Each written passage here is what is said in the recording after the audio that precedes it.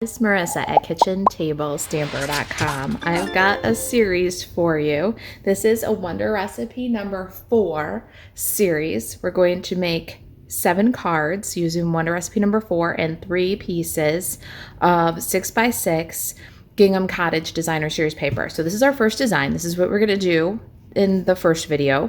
The Wonder Recipe makes 3 of this card. Where the last video in our series will be a box to store these cards or give them as gift. Got a little pocket. You can put your postage stamps in here. This is design number 2, the stamp a stack, and then it makes 2 of this card. And then this is design number 3, makes 3 of this card. Now, I did this as a Wonder Recipe just for some content for Facebook Live as we're ending the new, or the holiday catalog. There's clearance last chance list, and this is some stuff that I like to highlight for you: the Gingham Cottage Designer Series paper and the Forever Friendship stamp set. But I didn't make a stamp a stack packet for this one. If you have interest in it, let me know, and if I can try to pull it off, I will. The problem is the paper is retiring, and the embellishments that I used are brand new. And they're a multi-pack. So I'd have to include a full package of embellishments to give you enough of the sweet sorbet. And I'd have to do the retiring paper if it's still available. And so it make a tricky stamp a stack. But if you're really interested in this one, let me know and I'll see what I can pull together. If not, you can always cut your own kits. Project sheets will be on the blog. Just follow the link below to details for this project. It'll go to the blog, scroll down the blog, and on that blog post, you'll see an embedded video. Below the embedded video, you will find a link for the project sheet. All right, so this stamp a stack makes 3 of this card, and I did some of the repeat things ahead, but you'll need 3 8.5 by 5.5 card bases scored at 4 1/4, and then layers of crumb cake cardstock for the top 3 that are 4 by 5 1/4. Now all of your measurements are going to be on the blog on that printable project sheet, so you don't have to scramble to write those down. And the first thing we're going to do here, even before we cut our designer series papers, we're going to stamp this with the knit together background. This knit together background is from the annual catalog and is so perfect with this Forever Friendship time for a cardigan and the little sweater. So we're going to do this crumb cake on crumb cake, and when you do this, you're going to make 7 cards from the One Wonder Recipe. We'll cut our paper in just a minute. So you might as well do all 7 card fronts, all 7 5 1/4 by 4 inch card fronts at the same time. Nope, I'm sorry. This one is 3 3/4 by 5. So you'll want to do all the 3 3/4 by 5 inch pieces at one time. Like I said, go to the printable project sheet, because once you put a measurement in the project sheet, it sticks. But when you put it in my head, sometimes it falls out. There's just so much going on all the time. All right, so we're going to ink up crumb cake on crumb cake. And I like to do my background stamps face up on the table. I take a piece of mini grid paper, place it over, and then I just burnish with my fingertips all the way across that paper, and you can feel the edge of it. You can get real nice and strong along that edge, so you get edge to edge, and you can also really burnish the middle. So if you've ever had trouble with backgrounds where you don't get the middle when you put it on a block and stamp, this is a really simple way to solve that problem. You'll never have a blank middle again, or edges that didn't quite catch. All right, so we've done our backgrounds, and we're going to adhere them to the card bases, centered. So I'm gonna get some liquid glue here and just glue these guys right on.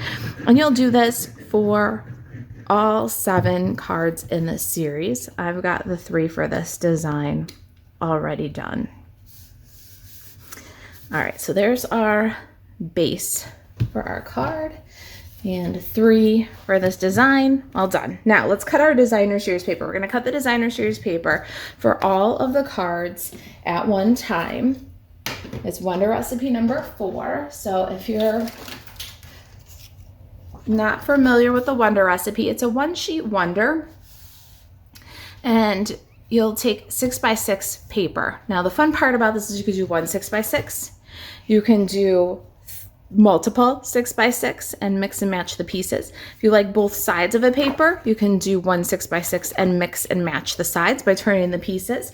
You can make just a couple cards that the one sheet wonder makes in a 6x6, or you can multiply and do more and more pieces of paper to get more and more cards. All right, so it's a kind of a fun way to just get started with your cards. If you're ever like me and you say, oh gosh, I just don't know where to get started, I grab a Wonder Recipe, some 6x6 designer series paper, I cut up the paper, and then the next thing you know, you're on your way.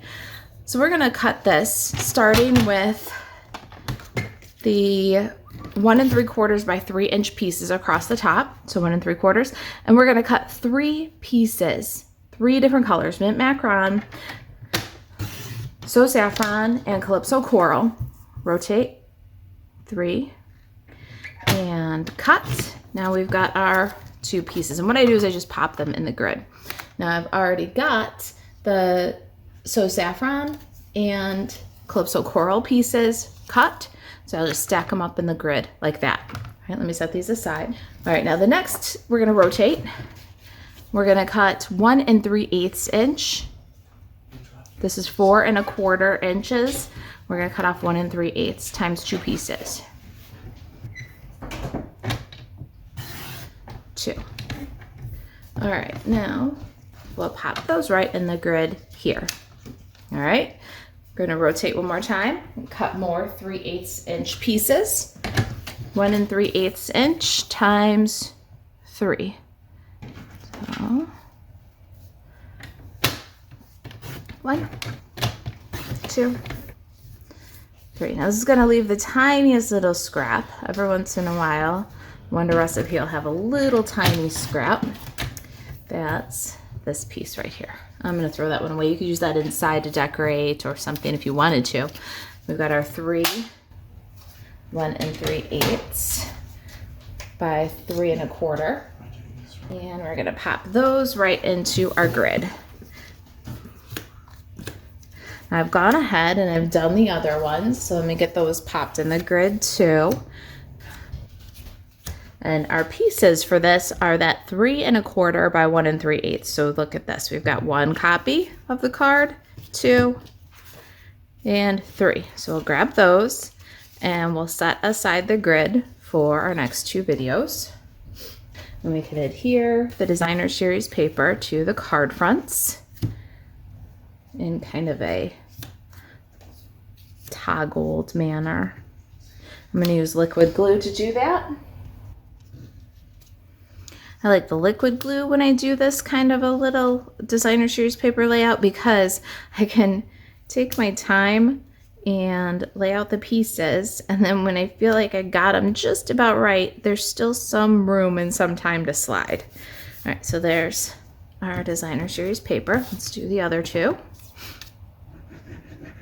All right, there are our bases with our designer series paper for this pattern. Next, we've got a couple of die cut pieces. We did these ahead of time. Got Sweet Sorbet, a scallop circle. This is cut with the layering circles dies, and it's the 2 13/16, so the second largest. Then we've got a basic white. This one's 2 3/8, the third largest. And then our white tag is cut with a tailor-made tags dies, and it's this smallest with the clip corners. I think that's my favorite die in this set. I use it a lot. Makes really great sentiments. All right, we're gonna do some stamping. I'm gonna get my ink pads. All right, I've got Poppy Parade and Memento Tuxedo Black. I know I used Sweet Sorbet cardstock, but then Poppy Parade ink. I don't know why. It just was what I grabbed. I might have had it out for something else or whatever it was, but I liked the way that it looked in the end. So I'm carrying on with Poppy Parade. Of course, you could use Sweet Sorbet to match your cards, your cardstock. I've got Just Can't Thank You Enough. And we're going to stamp some splatters on our circle. I like it. It kind of looks like the typewriter splattered some ink. I think it looks pretty cool. We're just kind of going along at a bit of an angle, and then I'm going to put a little bit of ink on the tag too, so it looks a little splattered. Don't get too close to the sentiment. You still want to be able to read the sentiment. Now we're going to do our inside for our card here. This is the same as our crumb cake. So this is 3 3/4 by 5.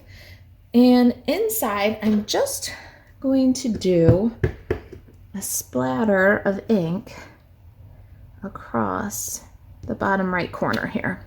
Okay. All right, we need some basic white scraps and our typewriter. We're going to stamp a typewriter for each of the cards, and I colored one of each color. I'm only going to do the red one today, but as you're watching me do the cardigans and all the other things for this, it should be pretty clear how to do the different ones. You can do them all the same color if you want to, or you can do them different like I did, but we're going to color our typewriter red. Before we color that, let's give that a second to dry, and we're going to clean our stamp and change to the Poppy Parade ink. We only need that little thank you heart, so we can ink half the stamp. And we need one for outside and one for inside. Okay, let's get the ink pads out of here and get some Stampin' Blends to color. I have my Sweet Sorbet light and dark Stampin' Blends, and I'm going to do light and one section at a time. So I'm going to do kind of the top front of the typewriter here. And we're going to do one section at a time so we can do a little bit of shading. Sweet Sorbet light and dark are very similar in shade, so you're not going to get any real high contrast here, but that's okay. We just want to make sure that we blend wet ink to wet ink, so one section at a time. So we got that top front of the typewriter, then we'll go down the right side across the front, that little edge right there, color that and blend it too, and then down the right edge. Now these are really, really close, so you won't really need to blend too much. I'm doing that inside edge there with the dark, and then these little rollers. I'm gonna do these little knobs primarily with the dark. I'm gonna go back around from the back and the side with the light, and then with the dark to make a little bit of a shadow. So simple. Then the same thing, we're gonna move down to the bottom half of the typewriter here, and we're gonna do around the front, like the body here, leaving that little edge blank because we'll go back with the dark. And then I'll take the dark, go down the right edge, across the front on that little rim. And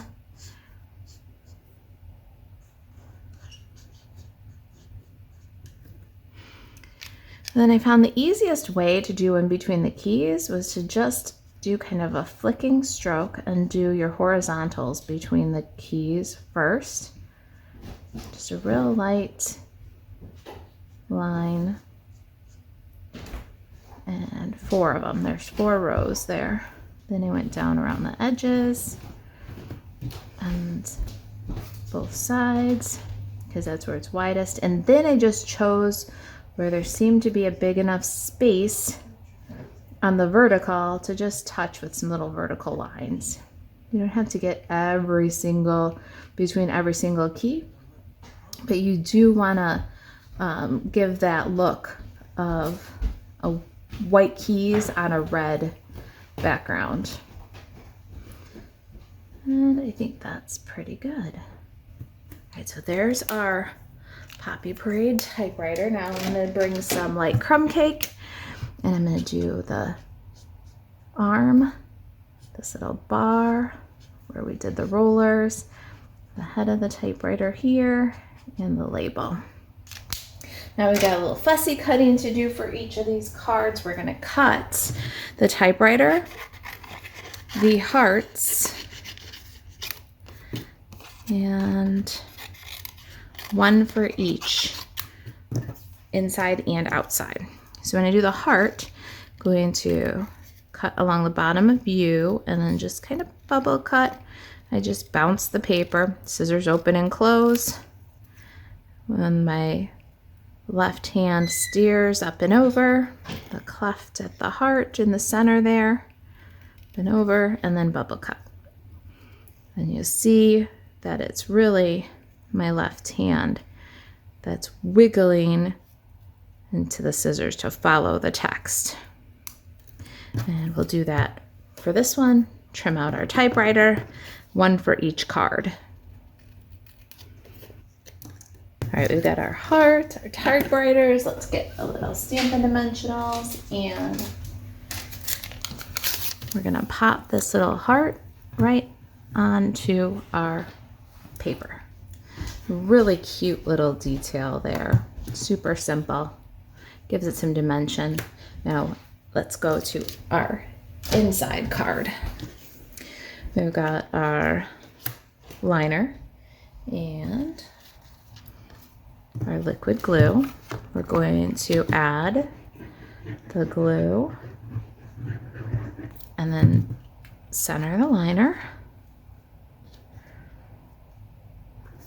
Inside, we're gonna take our little heart, add a little liquid glue, and pop that right into the spray of ink. There's our inside, outside.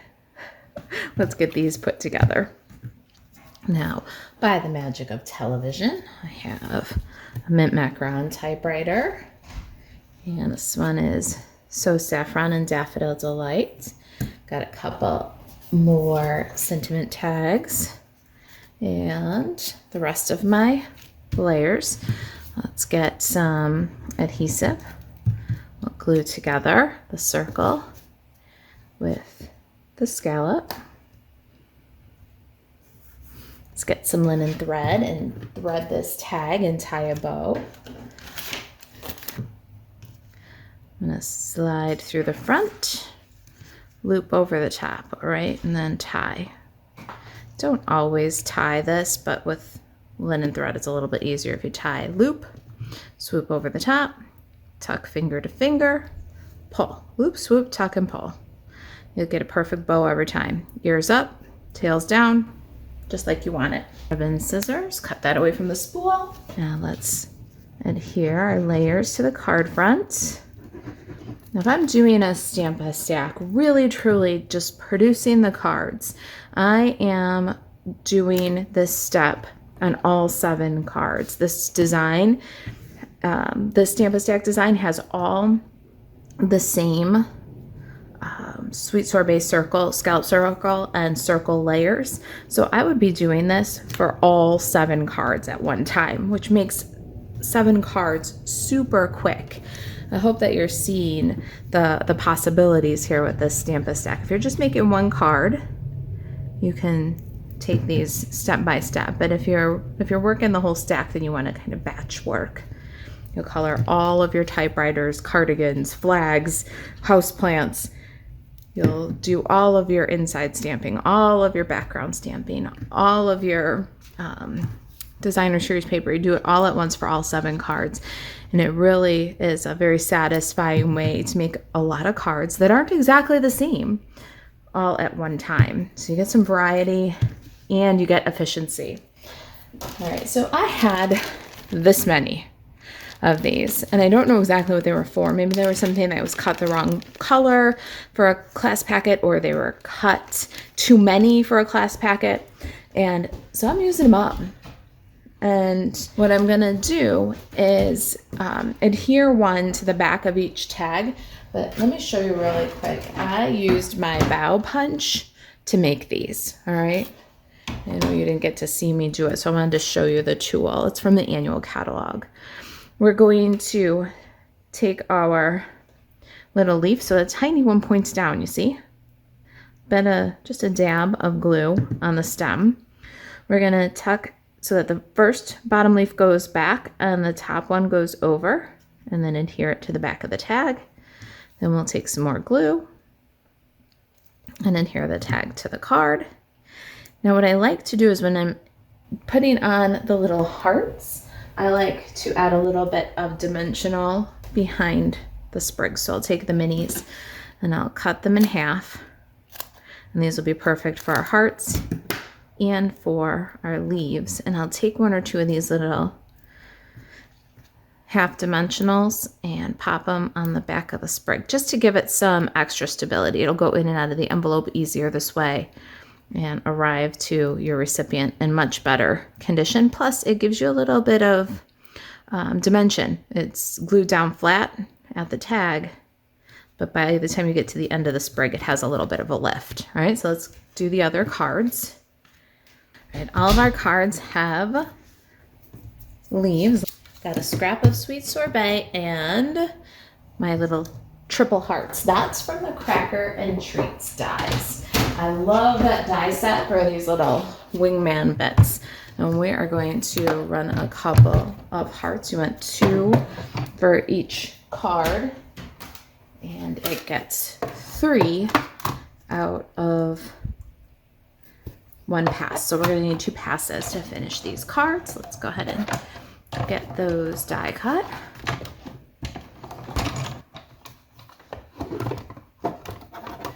I love these little bits. They add kind of a fun pop of color and a textural element. They actually kind of stretch your gems a little bit further too, because if you can get that splash of color with some paper, you're gonna get more value out of the little gems.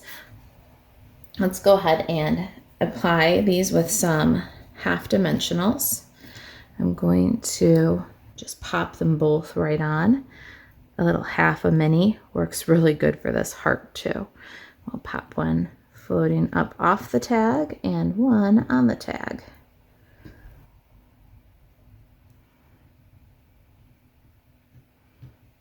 All right, we are ready to add the opaque adhesive back gems. Now here's where the problem comes in if you guys wanted to stamp a stack for this one. These sweet sorbet gems are so gorgeous. They're opaque and faceted. They're a brand new product. They'll be available in the spring catalog starting January 5th. But there's really no way to split these up and make a Stamp-A-Stack packet. You need almost the entire 3 rows to do this project plus the box. And so what I'd have to do is include a whole pack. These gems, you'd have a bunch of purple ones left for another project. And so that's why this one doesn't have a Stamp-A-Stack packet.